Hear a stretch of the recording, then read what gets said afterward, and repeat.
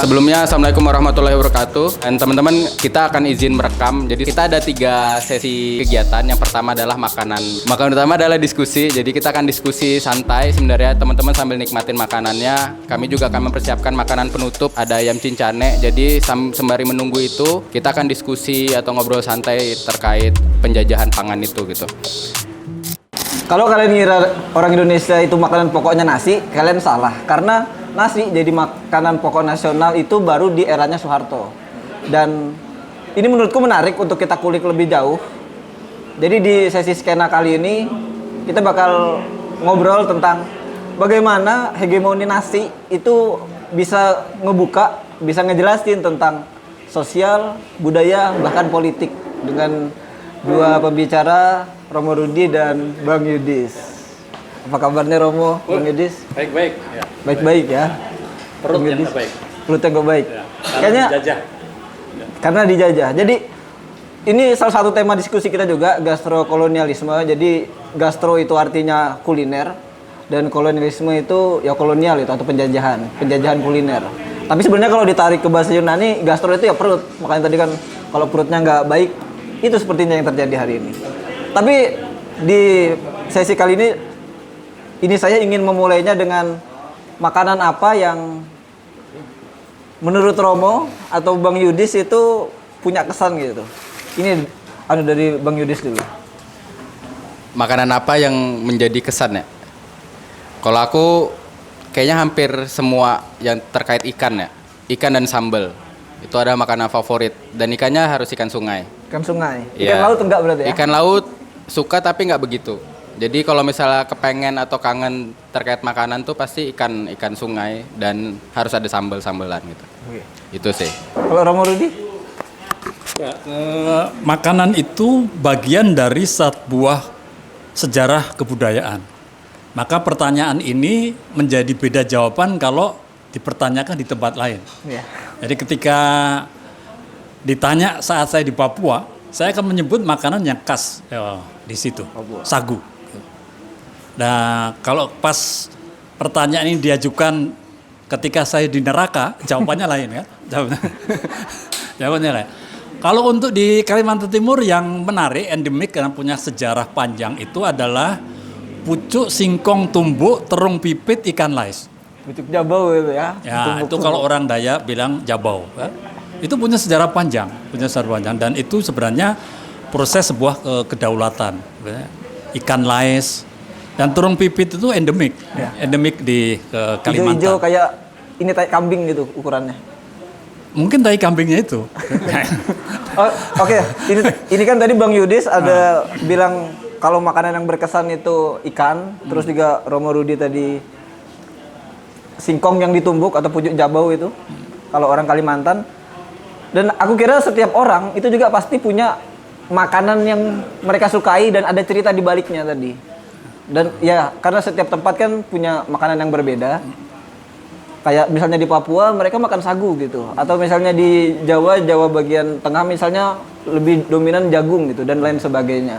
Nah, kenapa Romo tadi yang pucuk singkong itu ceritanya gimana? Kenapa dia jadi berkesan gitu? Kan Romo udah ke Papua tadi ceritanya atau ke daerah lain. Pucuk singkong Kalimantan itu khas, ya.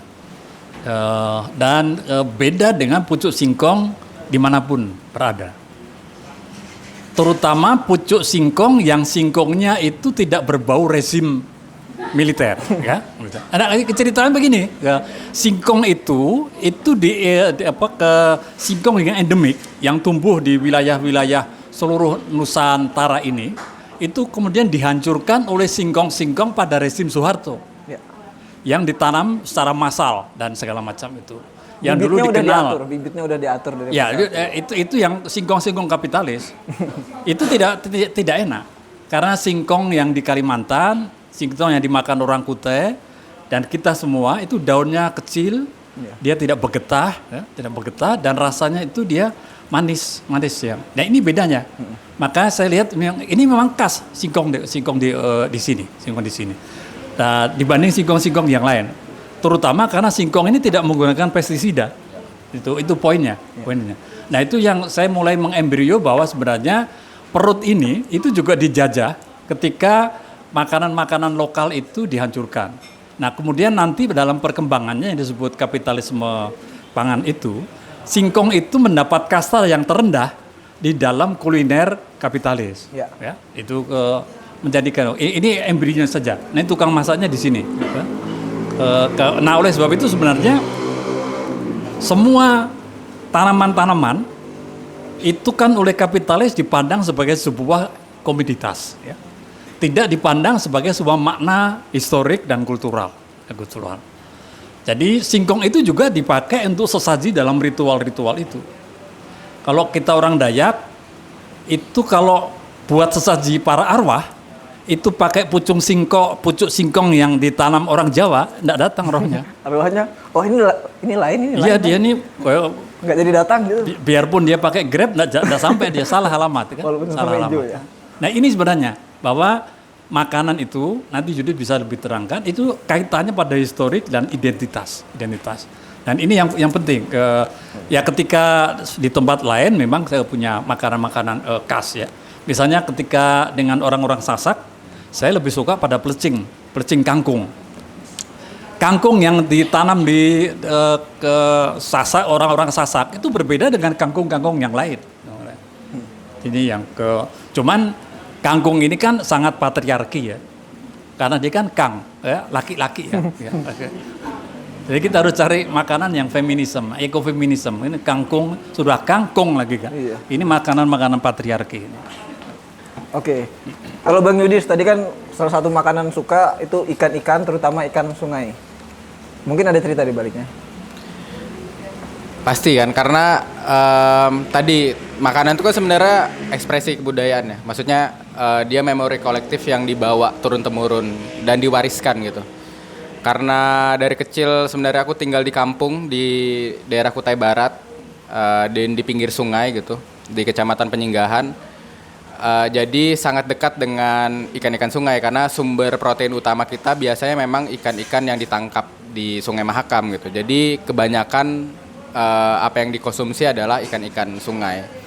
Dan itu menjadi memori yang sangat menyenangkan gitu karena kayaknya akan susah kalau sekarang diulang karena Sungai Mahakam sangat-sangat ramai ya dengan adanya kapal-kapal tongkang yang lalu lalang hilir mudik mengangkut batu bara gitu. Dan dulu di kampung kita tuh cukup sering melihat pesut Mahakam. Jadi kalau kita mancing di sungai, kalau misal pesut itu muncul, ya udah kamu pulang aja karena udah pasti nggak akan dapat ikan. Karena pesut itu ketika dia muncul dia berburu ikan di sekitaran situ. Jadi karena dia makan ikan itu kan. Nah sekarang pesut Mahakam udah nggak sering, bahkan nggak ada lagi lewat di kampung itu karena keramaian Sungai Mahakam itu. Dan sekarang muncul atau dia sekarang tinggal di Mahakam Tengah, daerah Desa Pelak gitu. Satu-satunya tempat yang belum dilewatin oleh kapal-kapal tongkang. Jadi memori terkait ikan sungai, kemudian Sungai Mahakam itu menjadi menjadi sangat kuat gitu ketika aku mulai memasak kembali gitu. Jadi kalau misalnya teman-teman lihat warungnya juga ada gambar ikan, kemudian hampir semua makanan di Sapanusa tuh sebagian besar adalah ikan dan kebanyakan ikan-ikan sungai karena itu memang yang menjadi tadi kemampuan dari awal karena aku diajarin masak tuh basicnya dari orang tua, masak-masakan rumahan. Jadi yang bisa aku masak ya yang biasa ibuku masak di rumah yang hari ini disajikan di Sapanusa gitu. Jadi memori itu yang aku pengen jaga dan kemudian energi atau harapan-harapan itu pengen aku kasih sampai ke orang-orang kalau misalnya menjaga kuliner rumah kita gitu atau kuliner tradisional kita tuh adalah suatu keharusan hari ini. Dari banyak hal yang hari ini terjadi kan kita cukup berubah ya banyak hal gitu terkait selera, kemudian apa yang kita konsumsi. Yang awalnya kita makan yang serba dari alam gitu, ikannya ditangkap, kemudian kita masak. Sekarang ikannya udah berubah gitu. Jadi daging-dagingan. Jadi misalnya jadi ayam, kemudian jadi sosis, yang makanan-makanan food ultra process gitu. Dan itu yang sangat erat dengan kehidupan kita hari ini. Kemarin aku lupa, pokoknya ada tetangga yang anaknya tuh sakit kanker gitu. Masih kecil, umur 9 tahun. Ditelusurin ternyata memang dari kecil dia udah dibiasakan untuk makan makanan yang ultra process gitu. Jadi cemilan-cemilan, kemudian sosis, nugget, hal-hal yang sebenarnya menurut kita itu simple, kemudian ngerasa oh ini juga bergizi dan lagi segala macam gitu. Dan itu dikasih ke anak-anaknya, dan itu menjadi peringatan buat kita bersama untuk alangkah baiknya tuh memang apa yang kita konsumsi adalah apa yang biasa orang tua kita makan gitu. Itu yang paling dekat, paling ideal, yang paling bagus untuk bisa kita masukin ke dalam tubuh kita gitu. Makanya nggak heran hari ini tadi banyak penyakit baru ya, anak-anak banyak yang alergi dan segala macam. Karena itu tadi, karena ada makanan-makanan yang kita konsumsi yang itu sebenarnya tidak dikenali oleh tubuh kita gitu. Jadi membalikkan itu untuk kembali makan makanan kita itu adalah suatu keharusan hari ini. Karena itu selain menjaga identitas kita, juga itu sebenarnya yang paling cocok buat badan kita gitu. Untuk kita yang hidup di awal 2000-an mungkin atau sebelum 2000 itu kan kita masih dekat lah dengan aktivitas ngambil dari alam terus kita olah lagi tadi. Sehingga identitas kita masih ada nih gitu. Tapi memang akhir-akhir ini ya makanan-makanan praktis mungkin yang kita bisa konsumsi dengan cepat. Bahkan ayam, ikan sudah masuk swalayan besar, kita tinggal beli jadi dan lain sebagainya gitu. Nah, dalam konteks misalnya gastrokolonial, itu kan kita dijajah, bukan dijajah secara fisik, secara pikiran, tapi secara pangan, perut gitu. Dan itu kira yang udah dilakukan secara struktur, sistematis dan masif sama presiden, terutama presiden yang baru saja kemarin dilantik jadi pahlawan. Menurut Romo Rudi gimana? Apa menurut Soehartonya? Ya. Kalau Soehartonya dilepas, sekarang kalau enggak berarti itu anak cucunya juga dapat sebagai pahlawan dia kan. Nah, tapi poinnya begini. Salah satu poin yang dibilang Yudis itu adalah dalam konteks kemajuan modernitas sekarang ini masih diperlukan apa yang disebut kesadaran kritis terhadap pangan, ya. Itu poinnya. Bahwa maju itu suatu keniscayaan. Tapi kesadaran kritis terhadap pangan itu juga bagian dari keniscayaan karena itu kaitannya peradaban. Nah, dalam konteks tadi itu sebenarnya kenapa mesti satu kesadaran kritis? Karena penjajahan pangan itu by design. Satu peradaban yang memang menghancurkan bangsa Nusantara itu sampai hari ini. Wah, saya tarik mundur ke ure sepintas saja ya. Kan mulanya itu Nusantara itu muncul dalam sebuah peradaban maritim. Maka yang dibilang Yudis tadi itu, dengan peradaban maritim maka semua melimpah adalah hal-hal yang berkaitan dengan laut. Jadi makanan-makanan itu semua jenis-jenis ikan itu menjadi bagian dari sebuah peradaban itu. Dan dari makanan-makanan itu di seluruh kepulauan-kepulauan mereka juga punya satu ritme peradaban yang berkaitan dengan tata kelola bercocok tanam. Maka pada bangsa maritim itu di Kepulauan Maluku dia memiliki tanaman-tanaman rempah. Itulah titik awal mengapa Portugis melakukan penjajahan pangan. Tidak merebut perut tetapi merebut akses terhadap rempah itu. Kemudian dipotong pendek masuk di sekitar tahun 1800-an ketika VOC masuk di wilayah Nusantara.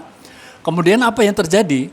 Bangsa Nusantara itu dirubah peradabannya dari peradaban maritim menjadi peradaban agraris. Jadi mereka dipaksa untuk bertani, disitulah muncul apa yang disebut perubahan peradaban karena yang terjadi adalah pola-pola kultur stelsel. Jadi para pelaut itu dijadikan petani. Nah, disitulah mulai diperkenalkan tanaman-tanaman yang dari penjajah. Dari situlah kemudian muncullah ke hal-hal yang semacam itu. Yang juga mereka memperkenalkan. Kalau Yudis bisa terangkan bagaimana perjumpaan kuliner Belanda itu di wilayah kita. Contoh sederhana aja kan. Kalau di Makassar orang bilang Jalangkote. Jalangkote itu? Nah, Jalangkote. Tapi nanti sebelahnya bilang pastel. Bilang pastel toh? Nah, ini ke macam yang ada. Sebelahnya lagi lebih ke atas dia bilang panada. Panada. Nah, tidak ada panada yang isinya isi Jalangkote. Karena panada itu isinya ikan tuna. Karena itu kebudayaan Sulawesi Utara. Ya. Nah, kemudian itu kemudian dijajah oleh ke Belanda. Termasuk kultur stelsel di wilayah Kalimantan Timur. Kalimantan Timur ini dikenalkan karet, dikenalkan damar, dikenalkan tengkawang. Ya.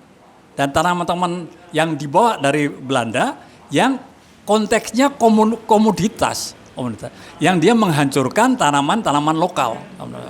Maka kalau kita belajar histori kuliner itu di Kalimantan Timur itu ada satu ruas perbedaan historik yang berisi mengenai penjajahan kuliner ketika kita bicara satu benda yang sama tetapi punya 3 makna riwayat penjajahan, yaitu sahang, merica, dan lada.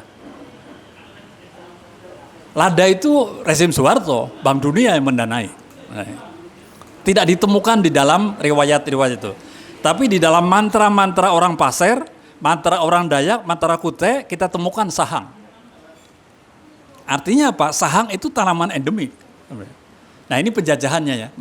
Nah, kemudian datanglah Soeharto tadi itu, yang dia jadi pahlawan itu kan. Pahlawan ya? Ya, mulailah dia gitu dengan proses intensifikasi pertanian. Ya. Diperkenalkanlah pestisida, diperkenalkanlah pupuk, dan diperkenalkan semua jenis-jenis komoditas yang ada itu. Dan terjadi monopoli pangan. Karena dulu 46 jenis padi yang ada di Kaltim itu dihabisin semua, hanya diperkenalkan dengan jenis padi IR36 dan IR12. Jenis-jenis padi IR dulu. Hanya itu. Nah, ini yang habis semua, termasuk singkong itu. Singkong mukibat, ikannya ikan mujair. Ya. Ikan mujair ditemukan orang Jawa, kemudian dibuang di Papua. Sehingga ikan mujair sangat terkenal di Papua oleh zaman Soeharto. Makanya orang Papua bilang ikan mujair itu muka Jawa Irian. Itu ya. Itu riwayat pangannya kan. Nah, kemudian ini yang muncul apa? Ketergantungan pangan kan? Ya. Tadi yang dibilang oleh Dwi tadi, itulah dari awalnya mengapa kemudian pangan itu oleh rezim Soeharto itu menjadi tafsir tunggal. Pangan itu adalah nasi. Ya? Dan sejak itu kan monopoli. Cengkeh dimonopoli Tommy, ya? Jeruk dimonopoli Tommy, semua dimonopoli. Tutut juga memonopolinya. Ya? Titik Soeharto juga memonopoli pupuk. Bahkan dia punya pabrik sendiri. Ya, ini menghabiskan seiring dengan transmigrasi. Nah, sejak itulah kemudian pangan-pangan lokal itu terjadi selalu mengalami pembunuhan terhadap pangan-pangan. Nah, ini sebenarnya ketergantungan pangan yang ada. Nah, dalam tahap yang berikutnya sekarang yang terjadi lebih rumit lagi itu, gitu. Lebih rumit sekarang pangannya dengan kapitalisme. Mulai dari Monsanto, sekarang begini. Saya satu cerita agak permenungan begini. Para guru dulu kalau mengajar kita bilang, anak-anak, makanan bangsa Indonesia apa? Nasi. Ya, nasi kan? Ya. Nasi. Diulang-ulang terus. Nah, lalu nasi itu dibuat dari beras. Ya. Beras itu dibuat dari padi. Siapa yang menanam padi? Petani. Ada yang mau jadi petani? Ya? Tapi ada satu. Nah, anak sekarang generasi milenial ke bawah, makanan bangsa Indonesia itu adalah mie instan, yang dikuasai oleh Indofood. Kalau pakai pertanyaan yang sama, mie itu dibuat dari gandum. Gandum itu dibuat dari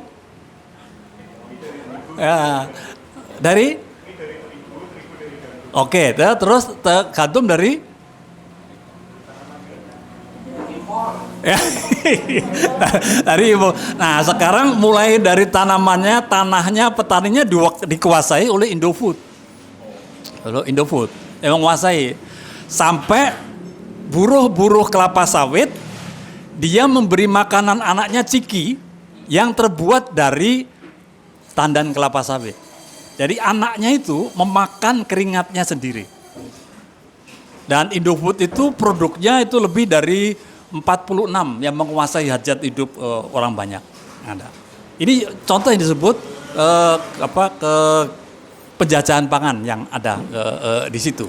Sehingga tadi itu semua terabaikan, yang mulai sagu, yang mulai talas, yang segala macam itu sudah.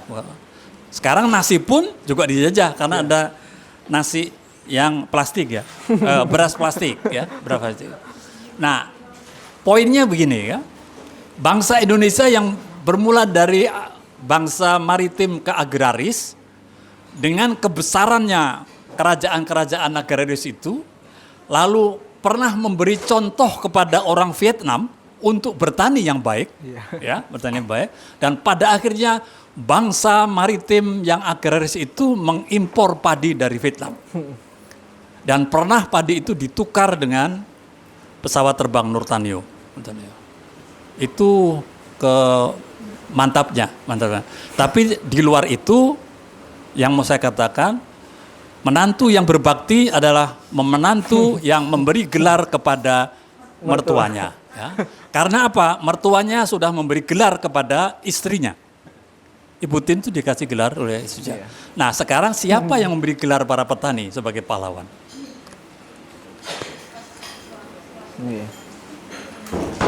Gitu ya, Dija? Ya itu. Itu penjajahan pangannya begitu. Yang mau kita lihat sebenarnya tadi itu, bahwa penjajahan ini sampai di dalam ruang-ruang intim keluarga. Makanya Yudis melawan dari dapur. Tuh, ini makanya, di ruang paling privat. Iya, ruang paling privat itu. Karena ukuran kemajuan sebuah bangsa sekarang itu adalah ukuran-ukuran tadi itu. Ada mie apa di situ kan? Iya. Karena semua masakan Nusantara sudah dijadikan mie kan ya. Mau cari apa? Coto Makassar itu. Rendang juga ada. Coto Makassar itu dibuatnya mie. Bungul sudah itu kan. Coto dari buat bungul. Nah, sekarang enggak perlu manggil Yudis, mau buat apa? Mau rendang kah? Mau nasi goreng kah? Rawon kah? Ayam geprek juga ada. Iya sudah. Indofood tuh ada. Yang belum itu pahlawan geprek, bumbunya belum ada. Ya. Itu Indofood juga kan? Ya, ada semua saset. Jangankan yang itu, santan aja sudah dijualnya pula kan? Santan tuh. Lebih konyol lagi, ikan berlimpah, bakso ikan beli. Kan? Itu sudah. Itu bungkusan itu. Nah, ini mengapa ya? Mengapa penting saya bawa kaos ini kan? Ini melawan dari meja makan, ya? Salah satunya. Dia melawan dari dapur. Intinya poinnya soal kesadaran, Kita bisa bayangkan bahwa hidup kita ini dikuasai oleh kapitalis. Mana yang pakai itu? Pakai produksi lokal. Tidak hanya pangan, tanah dikuasai, dan itulah bibit dari konflik agraria, perebutan pangan. Mekanisme alat produksi dikuasai juga oleh, karena tadi itu semua ciri-ciri modernitas itu mengejar sampai ke bawah. Cara itu agak panjang tapi saya mau review ke situ karena nanti Yudis bisa terangkan mengapa dia memilih pangan lokal sebagai media untuk perlawanan. Poinnya tadi itu soal kesadaran kritis. Tambahannya ya, generasi boomer saya masih punya ingatlah resep itu masih ingatlah masih. Betul. Kalau generasi X ya 80% masih ingatlah. Cara mirik lombok dan segala macam itu. Kalau angkatan saya itu kan memarut kelapa itu masih harus pakai duduk kan masih gitu kan.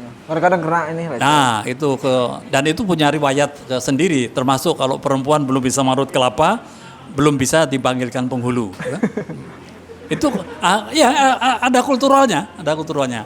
Tapi kalau generasi Z mungkin sudah ini kan generasi Citra Niaga gitu kan ya. Ya lupa ini. Nah saya khawatir ini Ini generasi Tera Samarinda ini nggak ngerti sama sekali itu. Itu loh salah satu keresahannya itu loh. Makanan apa yang khas ke Samarinda? Iya. Makanan yang menjadi identitas kultural ya, Samarinda ini. Maka jangan heran kalau sudah mulai lupa dengan hal yang lokal, sekarang tidak lagi Samarinda, kadang sama Rita, kadang sama Rita yang mantan bupati itu kan, sama Rita. Iya gitu. Ya kalau balik aja baru sama Linda kan, sama Siti, sama Fatimah, kadang-kadang begitulah. Gitu. Karena tadi itu tidak ada ikatan yang dibilang Yudi, tidak ada ikatan memori kolektif historik pada kita. Jadi lidah dan makanan apa yang mengikat percintaan anak-anak sekarang? Nada. Ya? Nada. Yang mengikat percintaan. Yang jatuh cinta pertama lewat makanan itu. Lewat rasa. Jadi itu kan cita rasa, perjumpaan cita rasa, budaya dan cinta. Itu yang hilang. Iya. Apalagi kalau di Tera Samarinda, bayar di situ. Iya. Parkir aja bayar. Ini tadi menarik memang karena kalau kita lihat gimana gastrokolonial itu betul-betul bekerja, memang kita harus dudukkan sama sejarah dan ini memang sangat terencana sekali.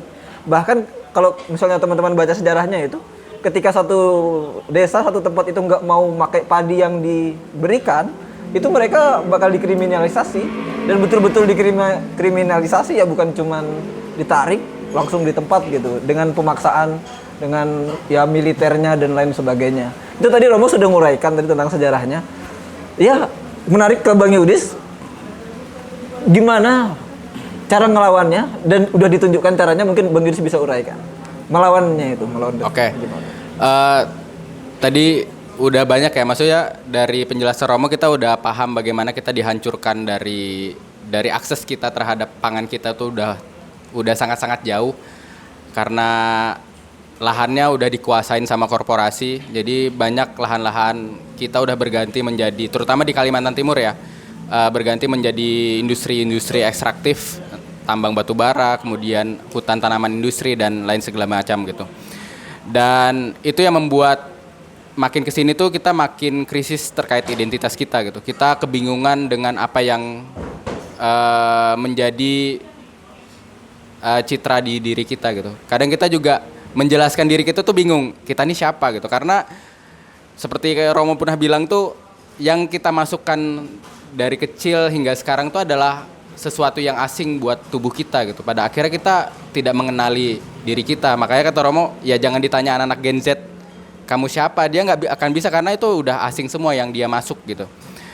Dari makan-makanan, kebiasaan-kebiasaan orang-orang kita gitu. Ketika kita perayaan-perayaan, biasanya kita tadi ya yang rasa percintaan itu aja. Jadi kalau kita ngedate sama pacar atau teman dekat gitu, kita ke ramen, sushi date. Itu namanya jarang banget ke angkringan, beli geprek gitu. Kayak kurang rasanya. Karena ada citra yang mungkin menempel di makanan-makanan kita tuh makanan yang biasa aja. Makanan ya kasar rendah, atau ada orang bilang makanan kita tuh makanan kampung gitu. Makanan yang biasa yang kayaknya kurang spesial, kayak kalau kita didikmati sama waktu ngajak ngedate gitu. Ngajak ngedate ke soto Lamongan misalnya. Itu jarang banget yang ada gitu. Jadi dari segi pola pikir pun kita udah berubah atau beda pandangan terhadap makanan-makanan kita gitu. Nah, di Sapa Nusa sebenarnya kita pengen memperlihatkan lagi gitu makanan-makanan yang biasa ibu-ibu kita masak, orang-orang tua kita masak. Kita coba masak ulang lagi di sini. Kita coba tampilkan lagi gitu dengan semampunya kita, karena kita juga masih proses belajar mengarsipkan resep-resep yang kita dapatkan dari ibu-ibu kita atau orang-orang tua kita di kampung, dan menghadirkan kembali gitu. Karena memang selain kita kehilangan makanan-makanan itu, karena salah satunya adalah nggak ada yang masak atau aksesnya sulit tuh, nggak ada yang bisa masak. Kalau orang tuanya nggak masak itu ya nggak akan makan itu gitu, karena anaknya juga nggak tahu. Nah, dengan ada Sapa Nusa sebenarnya kita pengen menghadirkan makanan-makanan nostalgia itu gitu. Paling tidak itu akan terjaga selalu selalu terjaga. Makanya melawan dengan dari meja makan itu adalah dengan kamu makan makanan lokal atau makan rumahan itu termasuk cara perlawanan kita untuk bisa resisten terhadap perubahan-perubahan yang hari ini terjadi. Kita juga pengen ngeliatin kalau misalnya makanan kita tuh bukan makanan kelas bawah atau kelas biasa-biasa aja gitu. Di luar orang-orang tuh sangat-sangat kagum dengan makanan-makanan kita. Di beberapa minggu terakhir ada postingan pokoknya di luar ya, di Eropa, mereka makan makanannya itu di tanah gitu, kayak di perkebunan gitulah makan. Nenek moyang kita jauh lebih sering gitu. Kita makan tuh di ladang gitu. Kita udah melakukan itu jauh sebelum orang Eropa menganggap kalau makan di meja makan itu lebih bagus gitu. Akhirnya kan trennya sebenarnya lebih kesini tuh makin dekat dengan alam gitu, makin sustain gitu. Isu-isu yang pengen diangkat. Kayak di Jerman mereka bangga menemukan piring yang terbuat dari daun pisang gitu. Ya kita dari zaman dulu juga udah melakukan itu, penemuan-penemuan itu. Jadi nenek moyang kita tuh jauh lebih pintar, jauh lebih sustain lah, jauh lebih ramah lingkungan gitu. Dan yang dulunya dianggap itu kampungan, itu tidak berdasarkan ilmu modern hari ini, tapi ternyata itu kebalikannya gitu.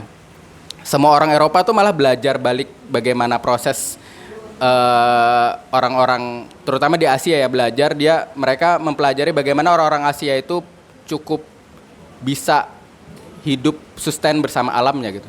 Jadi ada aturan-aturan adat yang misalnya hutan mereka punya waktu-waktu panen.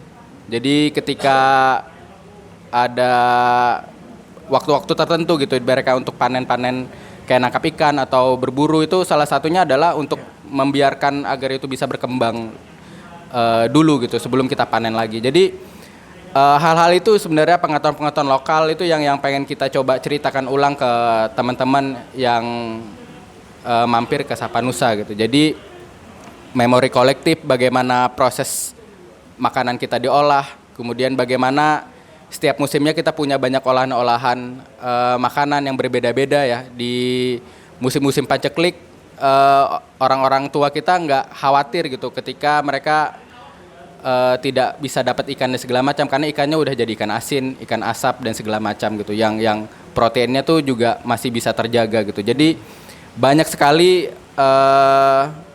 kearifan lokal kita yang harusnya itu bisa kita simpan gitu, bisa kita share ke orang-orang lebih luas lagi. Dengan adanya medium semacam warung Sapanusa ini sebenarnya kita mewadahi teman-teman muda untuk belajar kembali atau mengulik kembali makanan lokal kita gitu. Jadi nggak cuman makan aja gitu, tapi bagaimana dia diproses, kemudian bagaimana kami juga memilih makanan-makanan kita tuh mengutamakan pangan lokal dalam artian adalah kita membelinya juga ke pasar-pasar tradisional kita gitu. Jadi sampai sekarang pun setiap harinya kita beli itu di pasar tradisional gitu untuk ngebantu masyarakat kecil gitu. Masyarakat karena hari ini kan kita ngerasa repot lah ke pasar, mending ke supermarket satu ini udah dapat semua gitu. Maksudnya udah lengkap lah, nggak perlu kemana-mana lagi. Kalau ke pasar tradisional kadang nggak ada, tapi itu ya yang menjadi esensinya kita gitu. Setiap hari saya tuh ke pasar dan lebih banyak orang tua di pasar. Yang muda tuh dikit banget ya. Kalaupun ada dia ngantar orang tuanya. itu kerjaan saya, ngantar ibu saya ke pasar. Ya, ngantar ibunya yang dia kadang ngomel-ngomel gitu disuruh ibunya karena nggak semangat dia bawa tas belanja ibunya gitu. Jadi kita tuh kehilangan identitas kita terhadap pangan itu. Kita sangat-sangat jauh dengan makanan kita. Kita tidak mengenal makanan kita dari mana berasal gitu. Di sini kita coba mendekatkan itu kembali gitu.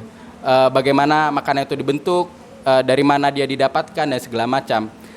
Karena banyak hari ini kan kampung-kampung kita tuh dirusak dengan industri ekstraktif, sawah-sawahnya hilang, ladang-ladangnya hilang.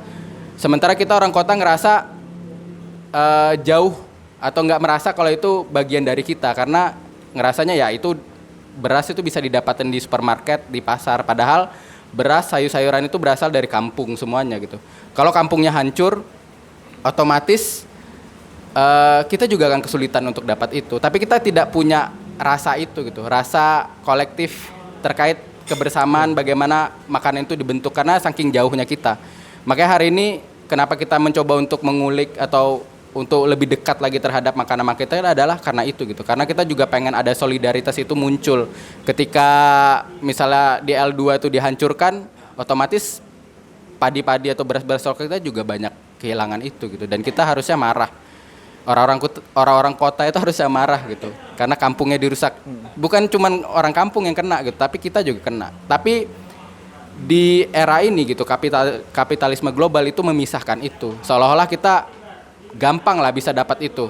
Kalau nggak ada nasi, kita punya makanan-makanan yang sebenarnya instan dan segala macam gitu. Itu yang menjadi apa ya?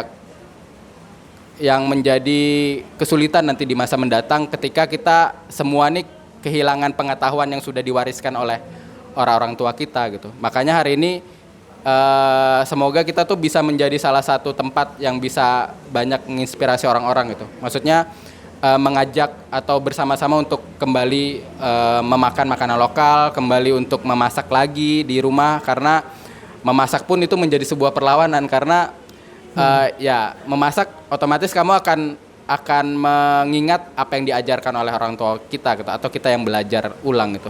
Paling tidak kita jauh lebih tahu apa yang kita masukkan ke badan kita. Kalau kita misal beli di luar, ya itu juga kita bingung gitu. Makanannya gimana dia ngolahnya segala macam gitu. Jadi kayak gitu sih, melawan dari meja makan tuh sangat-sangat luas perlawanannya gitu. Dia jadi nggak cuma makan, tapi bagaimana kau memilih atau membeli makananmu itu juga menjadi salah satu hal yang menurutku itu menjadi sebuah perlawanan juga gitu. Ini tadi ada garis tebal misalnya kita makan panganan lokal kampungan dan itu memang misalnya 1800 orang makan nasi itu untuk kasta yang tinggi, orang Belanda, orang pribumi Indonesia makannya rendah. Tapi nanti di zamannya Soeharto misalnya 70-an itu jadi proyek utama sebagai bukti kalau si Soeharto ini bisa indikator keberhasilan itu orang-orang makan nasi di zamannya itu. Di tahun 2000 mikir lagi mereka. Kalau semuanya makan nasi, kita ketergantungan ini enggak sehat juga. Jadi apa sih maunya kapitalis ini? Salah satu ikon Su yang pakai Harto itu kan swasembada pangan. Iya. Ya?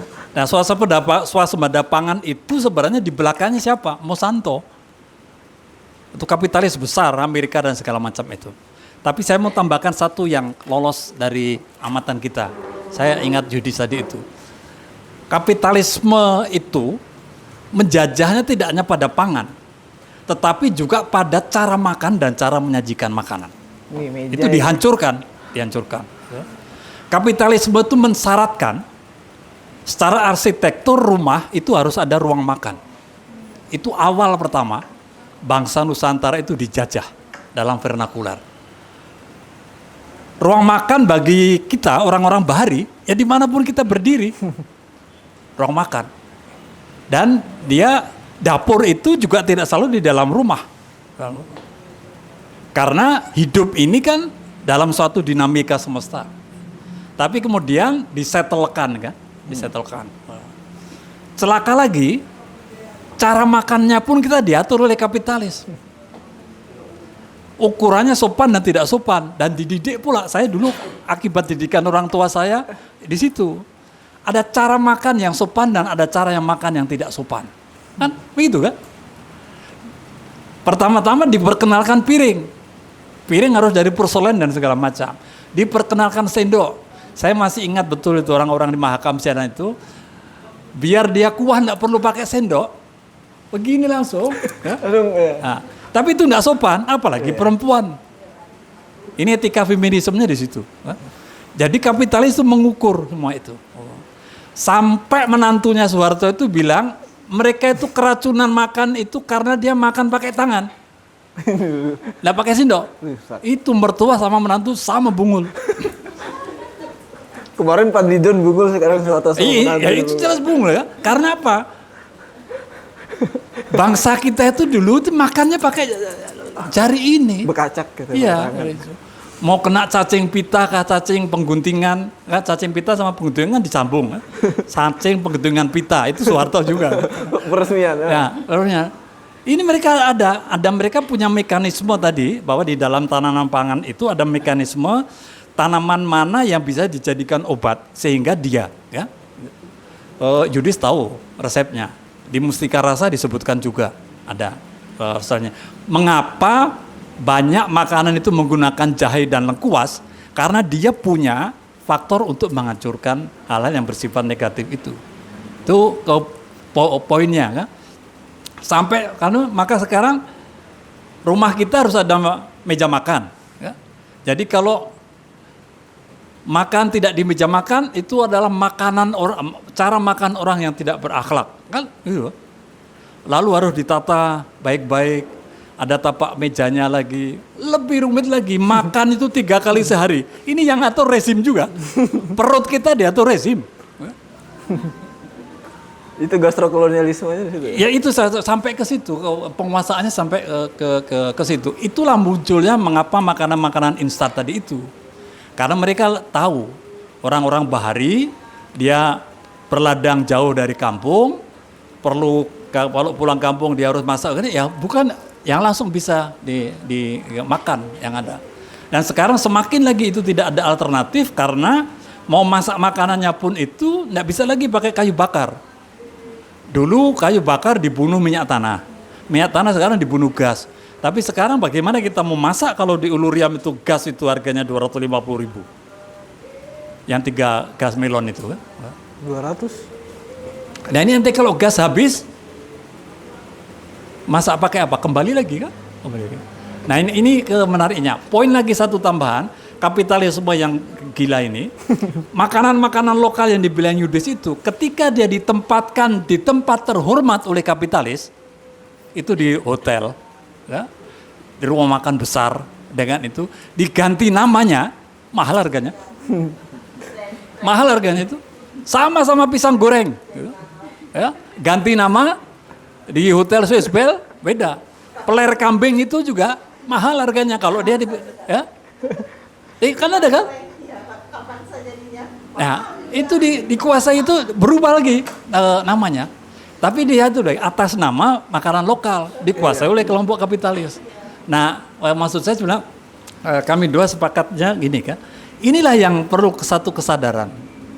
Apa yang hilang? Pengetahuan, teman-teman. Pengetahuan kita ini yang hilang. Maka problem bangsa Indonesia itu adalah satu sebenarnya menurut saya dalam konteks peradaban ya. Kesulitan besar bangsa Indonesia itu adalah menjadi dirinya sendiri. Itu problem besar. Dan itu diawali dari pangan. Karena apa? Kapitalis menyerangnya dari food, makanan, berkomplot dengan fashion. Jadi makan di Starbucks itu nggak bisa pakai daster. Ya, nggak bisa. Makan pakai daster itu di pasar malam. Ruangnya di situ, kastanya di situ. Nah, maka tadi itu food dikuasai, fashion ditaklukkan, dan funny dikuasai juga. Jadi makan menjadi komunitas kebahagiaan, kebanggaan, maka semakin di harga mahal, semakin dia diupload. Karena semakin dia menunjukkan bahwa dialah seperti itu. Jadi makan sepotong roti seharga 2,5 juta, itu menjadi kebanggaan. Nggak sampai ya 2,5 juta ya? Ada ya? Tuh, Yudis bilang ada sepotong roti 2,5 juta itu. Apa itu ya? Nah, roti apa? Nah, ini maksudnya satu kesadaran pengetahuan ini. Saya rasa ini mudah-mudahan mengilhami Septi Suhairi itu menulis novel mengenai novel dan puisi ya. Penjajahan pangan mengenai ini. Dalam itu. Rumah kita, keluarga kita dihancurkan lewat pangan. Iya. Itu tadi misalnya kalau disampaikan tentang identitas bangsa kita, itu bakal jadi pembahasan yang lebih tajam gitu menurutku ya, karena kalau ditarik ke belakang ya memang kita beragam sebenarnya. Upaya penyatuan itu bisa dibilang positif, tapi ada negatifnya juga. Dia menjawab tapi masalah juga. Ini memang agak problematik gitu. Nah tadi misalnya kayak setiap daerah itu kan punya makanannya masing-masing. Kayak Kalimantan itu kan salah satunya ya kayak sagu itu termasuk juga. Misalnya di Jawa, yang Jawa Barat ya mungkin mereka makan beras gitu karena produksinya tinggi. Atau di Jawa Tengah mereka ini nasibnya nasib tiwul yang dari jagung gitu. Yang perlawanan dilakukan Bang Yudis kan dari dapur tadi dengan upayanya untuk menceritakan lagi gitu. Dengan hegemoni yang sebesar ini dengan kapitalis itu, apakah mungkin perlawanan itu dilakukan gitu ya? Mungkin, Pak. Mungkin kan? Karena ini sebenarnya ada 2 penelitian. Maksudnya kalau enggak mungkin, untuk apa kita hidup? Jadi Hidup itu melawan. ada 2 penelitian ya. Ini aku juga lupa namanya. Jadi 2 orang yang berbeda mereka melakukan penelitian. Yang pertama, gimana orang banyak itu bisa mempengaruhi ini satu komunitas gitu yang lebih kecil, atau orang kecil yang mempengaruhi yang lebih banyak. Dan yang kecil ini ternyata bisa dengan catatan konsistensi. Nah, kira-kira konsistensinya ini seberapa lama gitu? Ya, kita memang mulai melawan kapitalisme itu tidak dalam kerangka besar, ya. Kalau besar itu perang, ya, perang itu. Tapi kita mulai dari keluarga itu sendiri. Satu contoh yang paling sederhana sajalah. Waktu sebelum mulai kita kan disuguhi masakan Yudis ketan, ya. Ketan. Serundeng ya? Ya, serundeng itu, ya. Ada satu kesadaran sebenarnya dalam bahasa sederhana itu ketan itu kan disebut pulut. Ya, pulut. Pulut itu tidak hanya putih. Ada pulut merah, pulut hitam, pulut putih. Tapi pertanyaannya sekarang kan, di mana pulut itu ketiganya? Dan pulut ini siapa yang tanam? Ini pulut dari Vietnam. Nah, ini perlawanan macam itu kan. Kalau kita di kampung mulai menanam pulut kembali dan tidak membeli itu sudah bentuk perlawanan. Lambat laun itu. Bangsa kita itu dulu bisa buat mie. Mie khas kita itu ada, mie khas itu. Maka ada mie letak segala macam kan? Ada semuanya. Tapi karena kita itu diminta menjadi orang asing, ya, maka mie kita itu menjadi mie yang bukan milik kita. Itu yang di Yudis bilang tadi itu kan. Nah, ini bentuk-bentuk perlawanan ini kan. Kalau kita melawan kapitalis itu mengharap negara, nggak bisa. Kan negaranya juga kapitalis. Negaranya kapitalis. Kecuali dibubarkan dulu. Baru kita pulang ke Kutai Barat. Dirikan negara sendiri. Negara Kutai Barat. Ya? Nah, tapi maksud saya, inilah sebenarnya gerakan perlawanan ini mulai. Ya? Ya. Karena ada 2 pembelajaran ya. Pembelajaran itu. Di Jepang itu satu tokoh yang memunculkan Fukuda namanya. Dia menulis buku tentang revolusi sebatang jerami. Itulah munculnya apa yang disebut perlawanan terhadap kapitalis yang melahirkan pertanian organik. Ya. Nah, pertanian organik kita ini kan habis juga. Itu. Karena fakultas-fakultas pertanian di seluruh Indonesia termasuk Unmul itu memang dijajah kapitalis. Kalau nggak percaya tanya sama rektornya kan. Nah, pertanian organik ini oleh Fukuda menyebut pemulihan kembali dalam kelompok, dalam keluarga dan seterusnya. Istilah gastrokolonialisme itu kan diperkenalkan oleh Simon Peres, yang dia meneliti di Hawaii, yang dia menemukan bahwa orang-orang Hawaii di pedalaman itu hidupnya dibuat tergantung oleh makanan-makanan produk-produk olahan tadi itu. Nah, mereka mengorganisir ini. Nah, ini sebenarnya ada beberapa itu.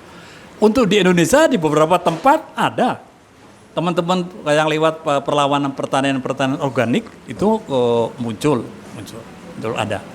Dan kalau gelora Sapanusa ini semakin berkembang, dan Yudit kan sudah roadshow kemana-mana, minimal sudah ada orang memiliki satu kesadaran bersama untuk makan itu. Paling tidak beginilah, untuk teman-teman yang belum menikah, ya, nanti minta sama kedua mempelai dan kedua keluarga. Hajatan kita masakannya masakan lokal, enggak? Tidak boleh ada Black Forest, tidak boleh. Ya. Karena apa? Kita sudah black. Ya. Forest itu tidak black, forest itu hijau. Kan? Tapi memodifikasi Black Forest dengan komoditas lokal itu bisa. Singkong bisa ya. Singkong wetalas sudah digantung kan? Bisa. Kalau mau ya suguhan untuk untuk tamu itu keripik ulin misalnya kan. Kalau keripik ulin bagaimana makannya? Kan? Luka-luka mulutnya. Dia bingung dia tuh. Berpikir tadi. Kameramen kita berpikir di belakang. Tadi itu maksudnya. Jadi udah bener-bener ya dengar. Bercanda. Di beberapa tempat saya dengar dari teman di Bantaeng itu mereka menikah dengan makanan-makanan lokal yang ada. Nah ini sebuah perlawanan. Kalau itu menjadi satu tradisi. Nah maka kalau ada teman-teman yang punya event organizer untuk nikah, mohonlah pakai yang berbau-bau lokal lah. Ya itu. Kalau bikin kalau lemang kurang panjang pakai paralon. Itu kan terbatas 1 meter ya. Paralon unlimited. Nah intinya pertanyaan sebenarnya bagi kita, maka tarian pertama itu soal kesadaran kritis ya. Kesadaran kritis, lalu kedua bagaimana kita melalui keluarga-keluarga terdekat kita mulailah pada hal-hal itu yang kita mulai. Dan saya sepakat dengan Yudis, memperkenalkan juga di dalam rumah itu resep-resep masakan lokal itu. Karena itu yang mesti kita cari. Ya. Saya rasa itu sebenarnya. Ada contoh banyak perlawanan yang melawan kapitalisme, tapi secara global tidak mengalami kemenangan besar memang. Tapi kita mulai dari hal-hal yang kecil, memulainya. Ini tadi kan ada disampaikan tentang makanan pangan lokal. Ini Samarinda kemarin kan waktu podcast juga sama Bang Yudis ada ngebahas itu soal makanan khas Samarinda, Mustika Rasa. Dan Bang Yudis ini kebetulan di kedainya di Sapanusa. Ini belum masuk ini ya menu ya untuk ayam cincang itu ya. Ada rencana atau gimana? Coba Bang Yudis. Ya, ini ada sebenarnya makanan khas untuk Samarinda dan Kutim itu pepes buaya.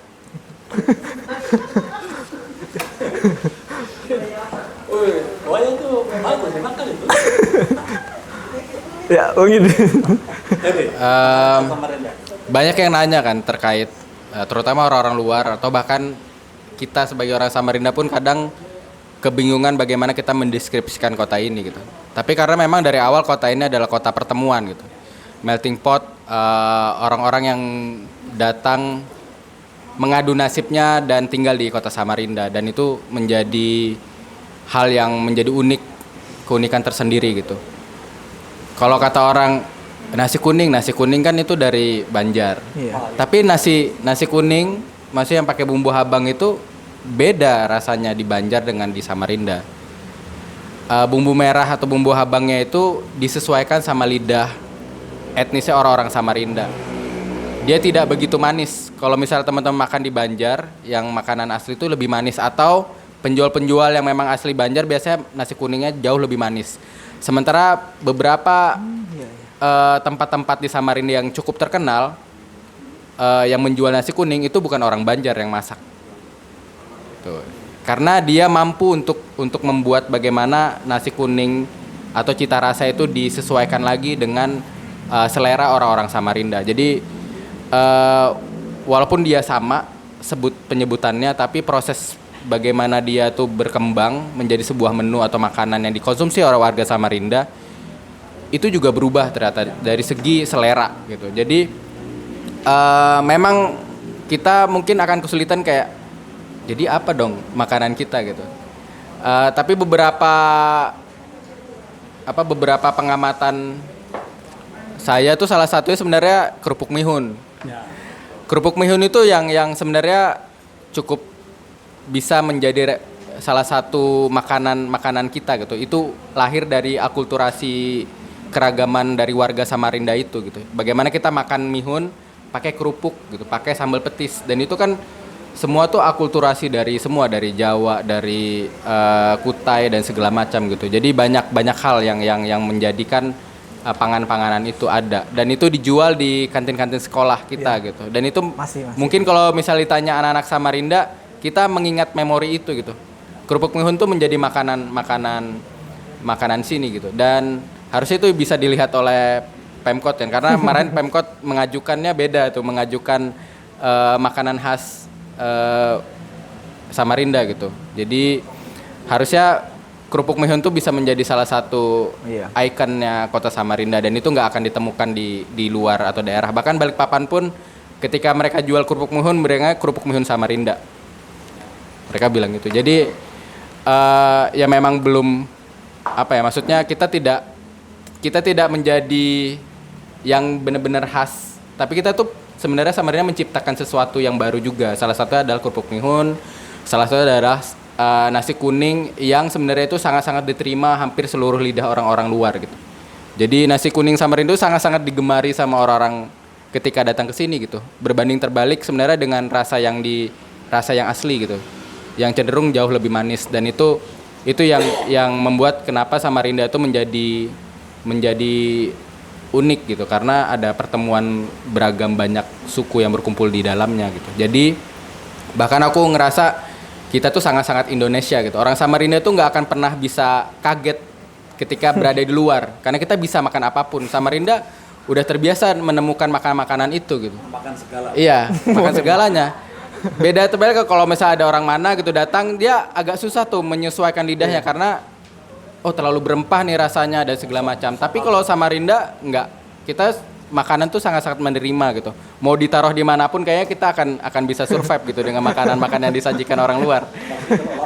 Iya, apalagi kalau lapar. Jadi itu. Daun itu dimakan mungkin. Tapi ini Bang, kemarin kan kita ada ngobrol yang ayam cincane itu. Oh iya. Nah, lupa. itu malah nasi orang Samarinda pemakan segala jadi mikirnya. Ini yang ayam cincane itu kan kemarin kita ada obrolin, dan ternyata itu belum masuk ya di menu ini ya Sapanusa ya. Iya. Apakah ada rencana? Sebenarnya tuh ayam cincane itu kan sangat banyak dibicarakan oleh orang-orang luar, bahkan media-media itu menulis merekomendasikan ketika teman-teman berkunjung ke Samarinda atau Kalimantan Timur harus nyobain ayam cincane. Sementara saya yang lahir dari kecil sampai sekarang sebenarnya cukup asing dengan nama ayam cincane itu gitu.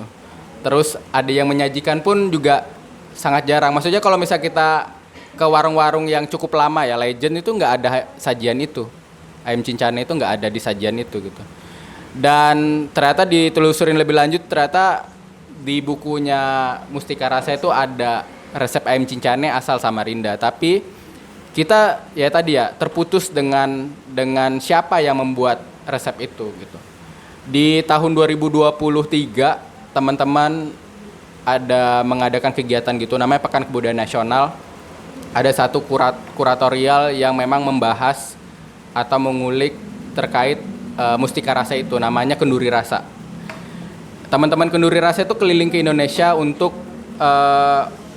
kembali mengecek apakah resep-resep yang ditulis di Mustika Rasa itu masih relevan dengan apa yang mereka masak di kampung-kampung, di tempat aslinya gitu. Dan aku berharap sebenarnya mereka bisa menyambangi Samarinda karena ayam cincane itu kan berasal dari sini gitu. Tapi ternyata ya itu putus juga. Mereka juga kebingungan dari mana nih dapatnya gitu. Karena di buku itu cuma ditulis asal saja. Jadi dia tidak menyebutkan siapa yang meneruskan itu gitu. Dan itu yang menjadi salah satu yang pengen saya cari juga informasinya kan. Makanya akan ada jualan ayam cincane juga. Salah satu adalah sebenarnya untuk mencari tahu apakah ini benar-benar berasal dari Samarinda gitu. Sementara kita itu tidak mengetahui itu, dan media itu mengangkatnya terus-terusan. Orang Riko, chef-chef terkenal juga, ini makanan khas Samarinda gitu. Sementara kita orang Samarinda makan asing dengan itu. Jadi itu yang menjadi catatan kita bersama gitu, bahwa apa yang dibilang orang-orang gitu terkait makanan orang Samarinda segala macam itu juga patut untuk kita coba telusurin lagi gitu. Menyajikan itu menjadi salah satu cara untuk bagaimana itu menelusuri kembali itu gitu. Apakah nanti mungkin ada orang yang bisa menjelaskan dari mana ini resepnya berasal gitu. Iya. Karena bumbu-bumbunya pun sebenarnya juga cukup sangat mudah didapatkan gitu. Jadi nggak susah-susah juga gitu. Tapi kan balik lagi yang masaknya nggak ada gitu. Iya. Itu menarik, misalnya disajikan ternyata misalnya udah ada jadi hadir. Ya ini kan lagi ada di meja teman-teman ya. Misalnya nanti udah launching misalnya di Sapanusa, terus ternyata orang ini suka, itu kan jadi satu indikator juga. Oh, sesuai dengan lidah orang Samarinda. Mungkin bisa jadi satu pembuktian untuk layak ini ditelusurin ini. Beneran deh ini orang Samarinda ya. Atau ya udah langsung kita klaim aja. Jadi ya kita masak aja seluruh warung. Ada catatan. diwajibin punya itu gitu, punya ayam cincane, dan itu menurutku nggak apa-apa gitu. Salah satu hal yang harusnya dilakukan oleh Pemkot Samarinda gitu untuk menelusuri. Tapi lagi-lagi ya, bicara makanan tuh selalu hal-hal yang kemungkinan dianggap remeh gitu. Iya, karena dia cuman pelengkap hari-hari pelengkap saja gitu di event-event, kemudian di acara-acara besar. Padahal makanan atau kuliner itu kehadiran itu sangat-sangat penting di sebuah komunitas gitu. Dan itu menjadi bagian tadi ya, bagian pengetahuan kita, kemudian bagian kebudayaan kita gitu. Dan harusnya itu bisa setara dengan kebudayaan-kebudayaan yang lain yang sering diglorifikasi oleh pemerintah gitu di luar. Dan makanan kita tuh tersisih tuh karena salah satunya adalah tidak diperhatikan betul-betul oleh pemerintah kita hari ini gitu. Tidak mengangkat itu menjadi sebuah keharusan atau kepentingan, padahal ketika orang berkunjung ke suatu daerah, orang-orang pasti akan nanya di sini khasnya apa. Iya. Kalau misalnya bicara terkait ekonomi dan segala macam, itu sebenarnya harusnya bisa menjadi sumber pendapatan daerahnya gitu. Tapi itu lagi-lagi tidak dianggap penting karena beranggapan ya yang penting kenyang. Makan yang penting mau kenyang, terus bisa mau hidup, dapat gitu. apapun yang penting kenyang aja gitu, aman lah. Iya. nggak usah perlu cari tahu ada sejarahnya lah atau apa. Tapi orang-orang luar mencari itu gitu, mencari cerita di balik makanan itu bagaimana dibuat gitu. Sapanusa bisa menjadi tempat orang-orang singgah dan membawa memori atau kenangan terkait kota ini atau Kaltim. Itu salah satu adalah kita bisa menceritakan bahan-bahan yang kita masak gitu. Jadi menurutku itu bisa jadi, kalau kata orang-orang tuh gastrodiplomasi gitu. Kita mengenalkan daerah kita melalui makan-makan yang kita sajikan gitu. Itu jadi makanan tuh bisa sangat-sangat luas. Jadi nggak cuman buat ngenyangin perut, tapi dia bisa jadi perlawanan, bisa jadi sumber diplomasi dan segala macam. Bahkan ketika kita pengen ngedilkan sesuatu, kita pasti ngundang orang-orang buat makan enak dulu, habis itu ngedil kerjaan gitu. Jadi makanan itu sangat-sangat besar perannya gitu di kehidupan kita. Besar dan powerful gitu. Dan itu udah dilakukan misalnya ya negara Thailand dengan membuka beberapa warung makan di seluruh dunia gitu. Saya kira itu, tapi ini ayam cintanya tadi udah dihadirkan dan sepertinya mulai dingin. Tapi kalau dari Romo Rudi atau Bang Yudis, boleh sambil makan. oh ya boleh sambil makan. Teman-teman yang hadir sangat tidak apa-apa. Sangat tidak apa-apa. Ya, kita sambil ngobrol sambil makan atau ada yang nanya juga kan, nggak apa-apa. Boleh juga kalau ada yang nanya teman-teman dari forum. Tapi tadi udah dipaparkan misalnya tentang gastro kolonialisme. Jadi kan memang ada disiplin ilmu gastronomi, yaitu ya dia ilmu yang mempelajari tentang pangan gitu. Gastro sendiri kan dari bahasa Yunani gitu yang artinya perut lah, hal-hal yang terkait dengan di dalam perut gitu. Dan ternyata ada juga gastro kolonialisme, bagaimana penjajahan itu dilakukan lewat pangan. Dan Indonesia punya sejarahnya, tadi udah diuraikan sama Romo Rudi. Teman-teman mungkin yang di forum, kalau memang tertarik mau bertanya sangat bisa. Oke, Bang Suhai, kasih mic ya, biar dengar ya. Ada. Nggak kedengaran di ini sih. Oke, ini Bang Oman. Diskusi yang menarik sebenarnya kalau bicara tentang gastrokolonialisme ya.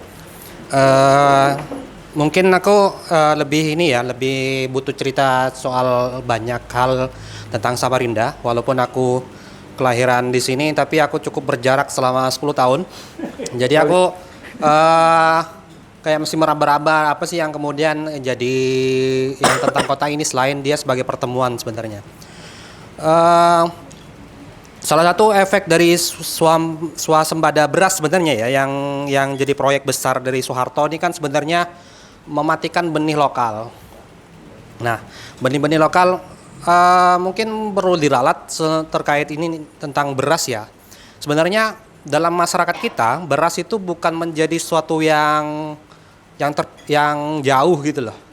Tapi kemudian yang jadi problem sebenarnya dari swasembada beras itu adalah mematikan potensi benih-benih lokal.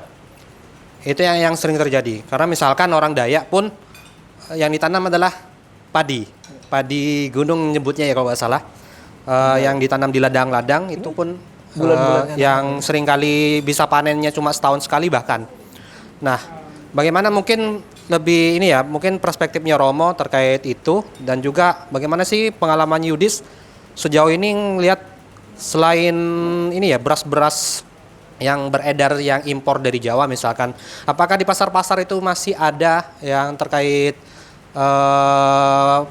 beras-beras lokal itu, dan bagaimana nanti apa dalam skala bisnis apakah masih memungkinkan untuk kemudian dia bisa bertahan di dinamika pasar ya, di pasar ya, apalagi sejak MBG ini mulai diterapkan, ini kan monopoli negara sangat masuk, Iya. bahkan ke ruang dapur sekalipun. Ke ruang pendidikan, ruang dapur. Mungkin itu dua hal itu nanti bisa dijawab oleh Romo sama Yudis. Oke, langsung aja Romo Rudi sepertinya. Soal beras, padi dan keturunannya, ini sobat, menarik ini. Menariknya kan begini kan, ada satu terminologi rezim, terutama rezim Soeharto ya, itu yang mendefinisikan tunggal, bahwa sawah itu identik dengan padi. Terminologi itu tidak ada di dalam konteks terminologi orang Dayak. Orang Dayak itu tidak bersawah, Ya. berladang. Nah, maka dari konteks itu, cara bercocok tanamnya dan apa yang ditanamnya pun itu berbeda. Itu berbeda. Dan itu persis yang dibilang Suheri, itu yang dihancurkan oleh rezim itu. Contohnya kan begini tadi saya sebut tadi itu, pulut merah, pulut hitam, pulut putih itu ada riwayat sendiri dan jenisnya tidak hanya satu. Beberapa penelitian yang teman-teman lakukan, itu Yayasan Padi Indonesia, itu di tahun 90-an bersama dengan ke lembaga saya, itu meneliti terdapat ada 46 jenis padi lokal. Yang terkenal hanya Mayas saja. Dan itu yang dihabisi. Tapi liciknya Soeharto, semua padi-padi lokal di Indonesia itu dikumpulkan, dan dulu oleh IPB juga, kemudian dia diserahkan di Balai Benih di Los Baños, Filipina. Jadi benih-benih padi kita itu sudah habis semua yang di sana. Tapi padi-padi yang ada ini kita settingnya Kalimantan, itu habis karena tadi yang ditanam sekarang di padi-padi ladang itu adalah padi-padi bibit padi sawah. Itu ke poin pertamanya. Maka itulah yang terjadi. Sampai kemudian di pengolahan, karena mekanisme pasar pun kemudian dimunculkan dengan apa yang disebut KUD dulu, Koperasi Unit Desa, ya? Mulai itu. Lalu dimonopoli oleh Bulog, Badan Urusan Logistik, itu pangan beras. Ya? Nah, artinya apa? Rezim Soeharto tidak hanya membunuh pangan, tapi membunuh dua hal, pangan dan salah satunya adalah filosofi hidup itu. Karena filosofi hidup itu, sejak itulah orang-orang Dayak diperkenalkan bahwa padi itu adalah komoditas ekonomi. Komoditas ekonomi. Apa yang terjadi? Rumusnya padi itu adalah transaksional. Dia harus pakai benih segala macam, bibit segala macam itu. Maka Soeharto itu dengan rezimnya telah membunuh padi dalam konteks pemanaan ritual. Ritualnya yang hilang. Sampai sekarang pun hilang itu. Dan tidak hanya di Kalimantan. Revolusi Hijau membuktikan itu. Oleh sebab itulah maka orang Jawa dulu mengagung-agungkan Dewi Sri sebagai Dewi Padi, tapi karena kesulitan lebih besar dan kapitalisme datang, maka Dewi Sri tadi tidak lagi Dewi Padi, dia jualan pecel, kastanya turun, kan? Jauh sekali. Nah ini ke prosesnya, dan itu yang sebenarnya yang menjadi kekhawatiran kita dalam gerakan-gerakan teman-teman di NGO itu. Kita menolak apa yang disebut ketahanan pangan, karena ketahanan pangan itu yang oleh rezim yang dituduhkan sekarang, intinya hanya pangan itu cukup. Pangan itu cukup adalah ketersediaan beras. Mau impor, mau apa segala macam. Ya, tetap masih tunggal. Tapi persoalan yang penting sekarang itu adalah kedaulatan pangan. Ya. Maksudnya begini, ya. Nggak usahlah kau urus mengenai padi dan segala macam itu, kembalikan tanah itu pada kami. Dulu ada orang bilang begini, orang-orang kampung itu ajarilah dia memancing. Supaya kalau dia dapat ikan, dia bisa makan, ya, bisa makan. Lalu ajarilah dia pengetahuan juga membuat pancingnya. Supaya kalau pancingnya patah, dia masih bisa buat lagi. Gitu. Ini ideologi kapitalis. Ideologi ketahanan pangan. Ideologi kedaulatan pangan adalah tidak perlu orang-orang kampung itu diajari mancing. Hidupnya dari mancing. Tidak perlu diajari membuat pancing. Mereka punya pengetahuan itu. Yang penting adalah kembalikan sungai itu pada kami. Karena sungai itu sekarang menjadi bentuk kapitalisme itu. Itulah sebabnya wali kota sama gubernur itu berebut Sungai Mahakam untuk mengeruk itu. Kan di situ poinnya. Poinnya kan untuk melancarkan tongkang, untuk transaksi segala macam. Ya, ini sebenarnya di balik itu. Nah ini kan menurut saya itu menarik kalau dikaji. Maka dengan swasembada beras itu juga datanglah transmigran di seluruh Kalimantan Timur ini kan. Mulai dari Teluk Dalam dan sekitarnya itu. Dulu disebut-sebut Kalimantan Timur itu lumbung pangan. Ya, lumbung pangan Indonesia. Ya. Maka ada unit processing rice ya. Ya, yang sekarang jadi tempat untuk orang mabuk-mabuk itu kan. Morakomam ya. Bau Morakomam kan di sana yang di Komam ya. Itu sekarang dihajar batu bara. Teluk Dalam dan Kertabuana sekitarnya dihajar batu bara. Jadi yang swasembada dan pertanian tadi itu sekarang memang swasembada batu bara. Bukan beras ya B-nya. Iya, nah ini rezim yang ada. Nah maka untuk generasi yang sekarang itu ingat batu bara itu masih dalam hitungan tahun. Kalau dia habis akan ada muncul tambang batu ginjal, hati-hati. Batu ginjal itu ditambang. Itu poinnya ya. Silakan deh. Bang Yudis. Marketing sekarang, pemasaran sekarang. Gimana? Ada gitu. Ya, yang pertama benar ya, kita harus sebenarnya yang diperlukan oleh masyarakat hari ini adalah akses terhadap lahannya atau tanahnya gitu. Yang hari ini tuh kita berjarak dan sangat-sangat jauh karena hampir semua tempat kayak udah dikaplingin dengan atau dijual oleh negara untuk kepentingan industri ekstraktif gitu. Terutama yang berada di Kalimantan Timur ya. Dan itu menjadi kekhawatiran kita di masa mendatang bagaimana kita bisa mampu berdaulat terkait pangan kalau misalnya kita tidak punya akses ke arah sana gitu. Dan hal-hal yang hari ini bisa dilakukan adalah ya paling tidak kita menemukan atau mempunyai perspektif yang sama terkait bagaimana kita memandang sebuah makanan gitu. Yang dimana itu sangat-sangat terkait dengan urusan kehidupan kita sehari-hari gitu, bahkan di masa mendatang.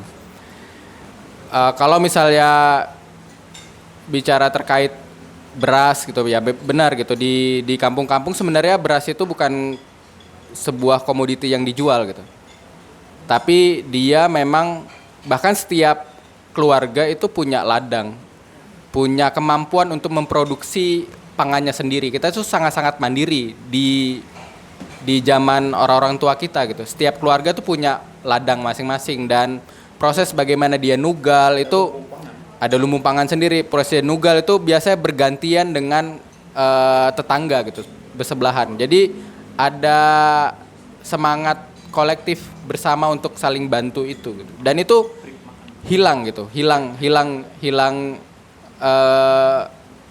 tidak ada lagi di kampung karena tanahnya nggak ada. Terus di setiap kampung punya lumbung-lumbung pangan yang